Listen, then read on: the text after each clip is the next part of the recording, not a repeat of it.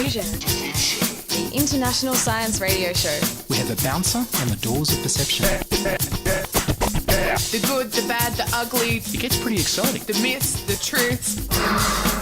Toxicology. Astroseismology. Magnetism. The dark side. Genetically engineered potatoes. Planetoid. Planetoid. I love that word.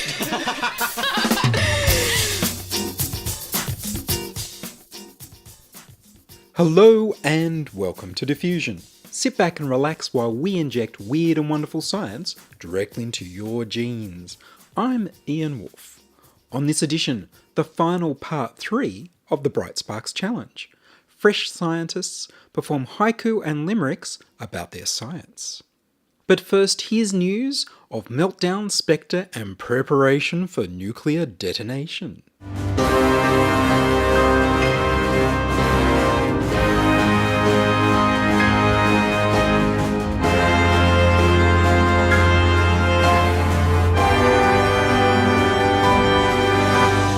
All your computers are unprotected. Google Project Zero announced last week that all central processing unit chips made by Intel for laptops and desktops in the last 20 years, most AMD chips for desktops, laptops and graphics cards, and some of the ARM chips used in phones are vulnerable to two similar security holes called Spectre and Meltdown. If you use the cheap Raspberry Pi or the ancient SPARC workstations that use RISC chips, then you're safe. Both of the security exploits can only be triggered by a hacker tricking you into executing malicious software on your computer or phone, unless they break in some other way and run it for you. Modern computer chips are made faster by a clever trick called speculative execution. You can speed up computers by executing instructions in parallel on extra cores instead of only executing one instruction at a time. However, when you have a decision branch, something like if X then do Y, or else if A then do B, then normally you would have to wait until the if statement was evaluated before knowing whether the program required the computer to do instruction Y or instruction B. With speculative execution, the computer doesn't have to wait, it will do both Y and B in parallel with the decision statement. If it happens that at the end of the if decision the result was X, then the result of Y is ready to go, and the B result is thrown away. Or if the decision was A, then the B result is ready, and the Y result is thrown away. It saves on the waiting time. The problem is that it turns out that malicious software can access the results that are meant to be thrown away, which can give an attacker access to all of your files. To stop Meltdown being a problem involves changing how memory is managed between application software and the operating system by introducing extra steps to check if the program has permission for the data it's accessing. Taking extra steps every time application software asks the operating system to do something slows down the computer. Making Spectre less of a problem requires turning off speculative execution altogether, which gets rid of all those speed increases. Microsoft, Apple, Google, and the Linux community are working on the release of security updates to their operating systems to fix this. The problem is that this fix is predicted to slow some applications down by up to a third. This includes all of the cloud-based applications that use virtual machines on Amazon servers. The Mozilla Foundation has released an update to its Firefox browser that fixes the speculative execution problem already. You can download that now. We may all switch to graphics card chips and Raspberry Pis. Android phones are particularly at risk because most phones never get updated more than a few times by the manufacturer before they abandon it. If you have an Android phone that's no longer supported with Android updates, you can still get the security updates when they're incorporated into open source Android. But it will take a little skill to install on your phone, or you could pay a phone repair technician to do it for you. There is a class action planning to sue Intel for Meltdown and Spectre. This may be the security problem affecting the biggest numbers of computers in history. The advice from security experts for now is for everyone to keep looking for the security updates to your computer's operating system and to apply them right away. Are you ready? The American Center for Disease Control, the CDC, announced last week a grand rounds public health teaching session on surviving a nuclear detonation for the 16th of January 2018. That's the date of the teaching session, not the nuclear detonation. The CDC insists that the training is not being run because of President Trump and Kim Jong-un's messages about who has the bigger nuclear attack shiny red buttons on their desk, but rather that the CDC have been running this series of courses on nuclear detonation survival since April 2017, and they last ran a similar series of talks in 2010. The upcoming talks include worrying titles like Preparing for the Unthinkable and Roadmap to Radiation Preparedness. You can watch the webcast live from the CDC headquarters in Atlanta on January 16th, and the materials will be posted on the Grand Rounds archive page a few days later that week. The CDC range of nuclear radiation protection videos on YouTube from 2010 include the titles Protective Actions for Radiation Emergencies, Get Inside, Stay Inside, and Stay Tuned.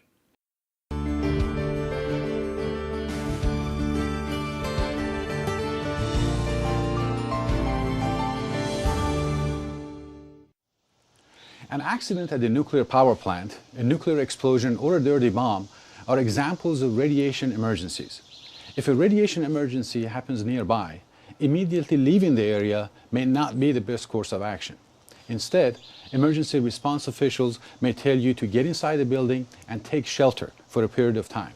This is called sheltering in place. In this segment, you will learn how to get inside, and stay tuned to protect yourself and your family. And if that fails, there's Protective Actions for Radiation Emergencies, self-decontamination. If you're outside in an area when a radiation emergency happens, you could be contaminated with radioactive material. Radioactive material can fall from the air and land on people, buildings, roads, cars, and other objects. This is called contamination. Contamination may look like dust or sand, or it may be too small to see. Radioactive contamination can spread in the same way that dust or mud can be tracked into the home or spread to another person or object. It's important to get radioactive contamination off your body as soon as you can to lower your risk of harm. Removing contamination is called decontamination. One of the best ways to decontaminate yourself is to take a shower. If you can't do that, remove your outer layer of clothing and wash your hands and face. Of course, there's always the 1951 classic Cold War instructional video.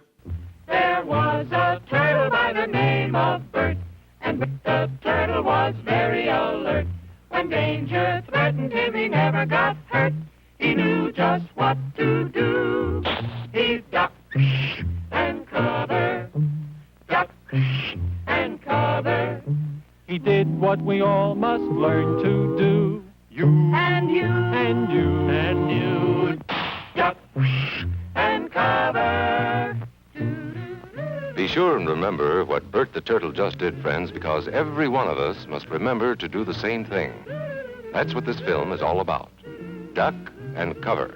This is an official civil defense film produced in cooperation with the Federal Civil Defense Administration and in consultation with the Safety Commission of the National Education Association. Produced by Archer Productions, Incorporated. That's why these children are practicing to duck and cover just as you do in your school. We all know the atomic bomb is very dangerous. Since it may be used against us, we must get ready for it, just as we are ready for many other dangers that are around us all the time. First, you have to know what happens when an atomic bomb explodes. You will know when it comes. We hope it never comes, but we must get ready. It looks something like this. There is a bright flash, brighter than the sun, brighter than anything you've ever seen. If you are not ready and did not know what to do, it could hurt you in different ways. It could knock you down hard or throw you against a tree or a wall. It is such a big explosion, it can smash in buildings and knock signboards over and break windows all over town. But if you duck and cover like Bert, you will be much safer. You know how bad sunburn can feel. The atomic bomb flash could burn you worse than a terrible sunburn, especially where you're not covered. Now, you and I don't have shells to crawl into like Bert the turtle, so we have to cover up in our own way. First, you duck, and then you cover. And very tightly, you cover the back of your neck and your face. Duck and cover underneath a table or desk or anything else close by.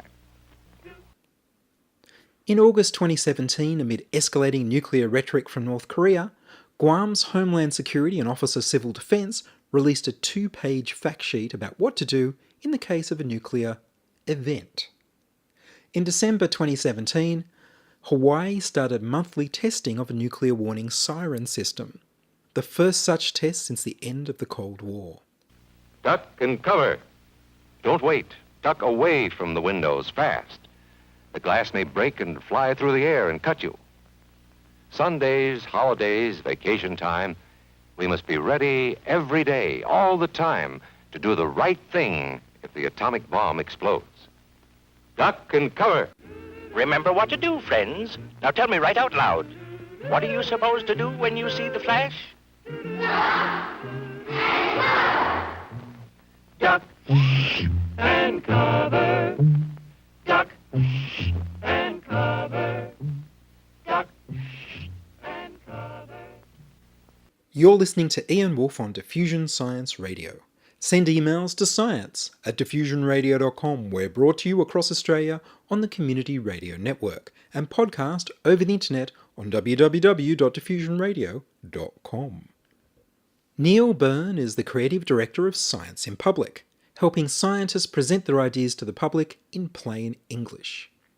The fresh scientists by this stage have had 3 days of training. They've been interviewed on radio, TV and in print. They've explained their research on a stage in the 45 seconds it takes a sparkler to burn down. Now they're reading their poetry about their research. Nial Byrne is your Master of Ceremonies, and our next fresh scientist is Mohamed Tashani from the University of Sydney, with a poem about his pneumonia vaccine work. There once was a baby who got vaxxed, so his immune response was maxed. He grew up to be healthy and then quite wealthy, so the government then got him taxed.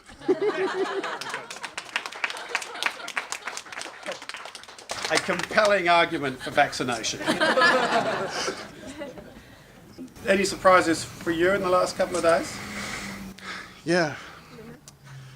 I have to avoid jargon when I speak to media, all the people, so I can't just keep throwing scientific terms. I have to make everything simple, and I have to rehearse the timing. So one of the things we sort of say in Fresh Science, we look for people who've got early career, no more than 5 years past PhD, who have got an invention, a discovery, and we use various wordings of this. I like to say, my version is, who have retained some remnant ability to present their ideas in plain language. And I think you'll agree with me that all of them have shown that that ability is alive and well, and it didn't take a lot of stimulation to come back out, both in their Bright Sparks presentations and in their haikus and limericks. So that's excellent. Thank you very much. And who we got next? Next, Juliano Morimoto from Macquarie University, talking about his work on fruit flies, gut bacteria, and sex. I must say that this is a collaborative project with Amy and Jess. So, have you ever looked at your poo? If you have, you might have a clue. Who to choose next, with whom to have sex, so yo, don't flush that turd down the loo. That is all class. Yo, I was going to do the mic, but yeah. See, that was my, that was all I contributed. All the rest was Amy and Jess, yeah. Okay.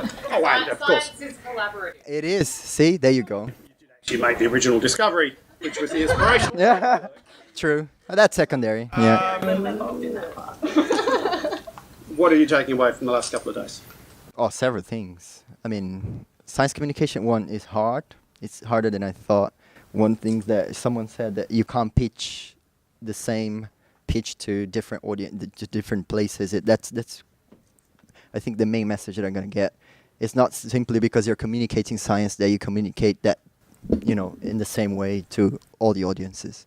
I think that's the main lesson. Thank you. Look forward to hearing much more about fruit flies. Oh yes, see, there you go. Yes. Mission accomplished. And a 7th Nobel Prize, perhaps, in due course. Yes. So fruit flies, comment you made earlier, with this year's Nobel Prize is I think it was actually several science journalists pointed out that was the 6th Nobel Prize going to work that has essentially been done in fruit flies. You will recall that the Alaskan governor, whose name I forget. Sorry? Thank you. Palin. At one time criticised, when she was getting stuck into the feds in the Obama era, criticised the NIH for the ridiculous amount of money it was spending on researching fruit fly. Because no one had bothered to tell her, or she'd not bothered to work out that these fruit flies actually kind of tell us useful stuff. What have we got? Next up, Xufeng Lin from Charles Sturt University about forensic verification of digital photos and videos. A photo has a signature. It makes a unique picture. If you're a criminal, beware. I got something to say that will scare. We will catch you no matter your feature. Excellent, thank you very much. For you, what have you learned from the last couple of days? Several things. How to sell your ideas and discovery within 45 seconds. And you can't use the same way to deliver to different audience. And seeing different people open eyes. Yeah, that's what I learned in these 2 days. Excellent, that's good. And I think also you've got your business pitch was so successful. You may in fact have a lead there from someone who wants to help you with develop a business case. Yeah. So we don't promise that from Fresh Science, but that might be a useful side outcome. Now, what we have now is the judges will confer briefly. For this evening, we have a bottle of wine for the best bright sparks and a bottle of wine for the best poem. And we have a slight complication. We also want one of our previous Fresh Scientists to relive their bright spark. However, he's also a member of our judging panel. Well, then pop up. You can do that first, and then perhaps we can do, Susanna can. And then we'll judge while you eat cake. Yes. Because we have a cake. This is the 20th year of Fresh Science. One step at a time. Coming up, Michael. Michael from UTS. I don't remember mine. Well, you can make up a new one. I should give you a sparkler as well, just to give you the whole experience. Did Fresh Science last year. Yep. Year 19. By 2050, it's been suggested the number of deaths from bacteria that are antibiotic resistant will be more than the number caused by cancer, and that'll be at 10 million a year. So we're looking at research to how bacteria actually survive antibiotics and our immune system. And so my work is looking at cleavage. And so what I mean by cleavage is that it's a mechanism where bacteria multiply the tools they have to cause disease and defend themselves. So if we don't find something soon, just like this sparkler, we're going to run out of time against our fight against them. Thank you. What are you looking at? Where are you looking? So the bacteria I'm looking in is called Mycoplasma pneumoniae. So that's why I asked what was that vaccine on pneumonia, because it's the second biggest cause of pneumonia in people. Yeah. How far do you think you're away from? So I've just found that they do have this cleavage. So now we just have to, my next step of research is to find out how we can actually stop this cleavage from happening, and then maybe hopefully find a vaccine from there. So probably 15, 20 years will be quite a while. And how has Fresh Science, your training last year, has that helped you? Yeah, immensely. So just pretty much what's been said today, just breaking down your story, your research, and pitching to different people. So thinking about your audience and see how best you can relate to them and get your story across. Excellent, good. Now, thank you very much. If you could head off and join the judges and suss out who's getting the bottle of wine, we will also choose an overall winner from Fresh Science, looking at their progress across the 2 days. As Tony mentioned, it is in fact the 20th Fresh Science. We started in 98, I think in July of 98, at Jeff's shed. And originally we trained 16 people over 3 days. And then after a few years, we kind of realised that there was just a whole lot of great science. We were getting so many nominations, we thought, let's see if we can do this in every state. Instead of flying everyone to Melbourne, let's go find you in your home territory. And so now we do, we train 10 people in each of the major state capitals. So that's 50 people a year. So over the years, we have pushed a good number of people through the system and seen many of them grow into positions of leadership within research. And some of them, we've nudged them on the way to their TV stardom as well. So, Tony's terribly proud of this beautiful little thing she did there. She organised from the interwebs, Fresh Science 20. Let's light the cake, and then we have some cake for you all. Tony Stevens, our Chief of Staff and primary organiser of Fresh Science 2017, which we made her do without any experience of organising the previous 19, and she's done a phenomenal job. Amazing collection of freshies and has worked really well, so thank you very much.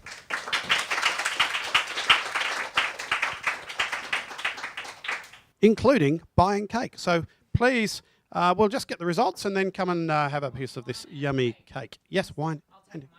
Okay.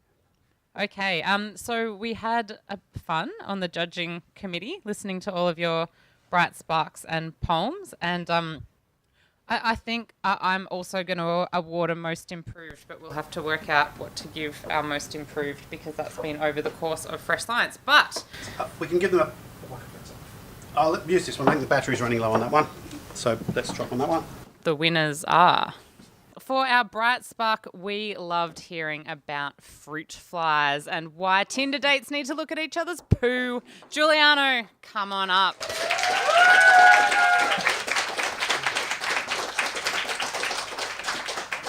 Are you a red or white wine drinker? White. There you go. Congratulations. Thank you. Well done. Thank you. See, fruit flies matter. They do. People like it. They very much do. Thank you. And hopefully our next recipient will enjoy some red wine. I personally know I need to keep out of the sun, but I think we all now have a great poem in our head to remind us why we should stay out of the sun this summer.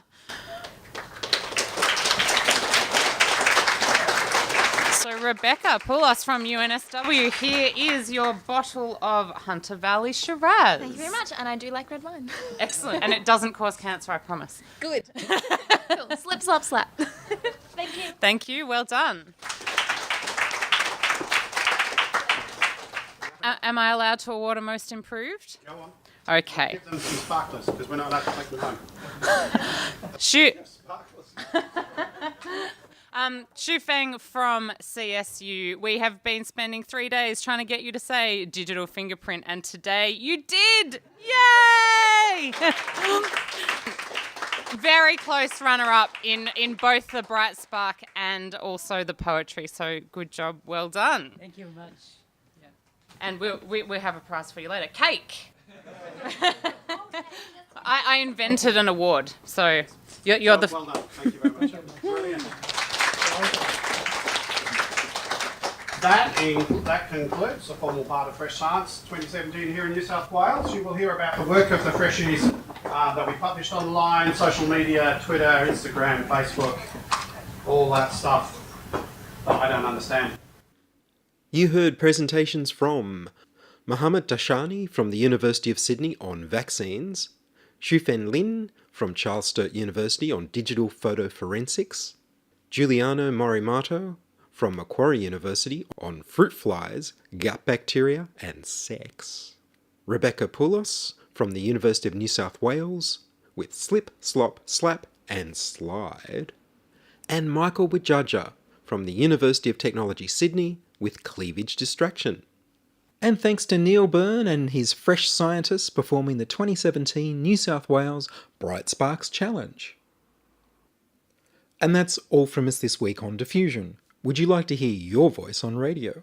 Record a voice memo on your phone or use the voicemail tab on the website. We need more people contributing stories to Diffusion. Send your contributions, opinions, helpful suggestions, and donations to science@diffusionradio.com. That's science@diffusionradio.com. And please do send me an email so I know you're listening and you'd like to hear more episodes. Please like the Diffusion Science Radio page on Facebook and rate us on iTunes. Tell your friends. Follow me on Twitter @Ian Woolf. Join my patrons in supporting the show at patreon.com/diffusionradio. The news music was Rhinos Theme by Kevin MacLeod of Incompetech.com. Sound check and fact checking was by Charles Willock. I produce Diffusion, which is broadcast around Australia to 27 stations on the Community Radio Network, including 2 RBM in the Blue Mountains of New South Wales, 8CCC in Alice Springs and Tennant Creek, 2 NVR in Nambucca Valley, and 3 NBR in the Mallee Border districts of Victoria and South Australia. Diffusion is syndicated globally on the National Science Foundation's Science 360 internet radio station and also on astronomy.fm. Subscribe to the podcast on the Diffusion website, www.diffusionradio.com, that's www.diffusionradio.com, and check the website for links, photos and videos about this week's show. If you enjoyed the show, you can explore more than 900 previous episodes archived on diffusionradio.com, where the shows are labelled by keywords so you can focus in on the stories you want to hear. Subscribe to the Diffusion YouTube channel at youtube.com/c/diffusionradio. I'm Ian Woolf. Join us inside your audio device of choice for more science wondering next week on Diffusion Science Radio. Science is fun. It helps you to learn, to know, and to appreciate. When you study science, you may go on field trips. You discover the marvelous interrelationships between all living things. You learn to read the history of the Earth as it is written in rocks and fossils. You find out what makes things tick, everything from a molecule to a living organism. In the study of science is found the most useful and satisfying knowledge of man. Knowledge of his physical world, its past, its present, and its future. And in your moments of relaxation, now and in the years to come, you will find the study of science leading you into fascinating pursuits. Photography, collecting. Why study science? Study science because you will find in the study of science a richer, more rewarding life.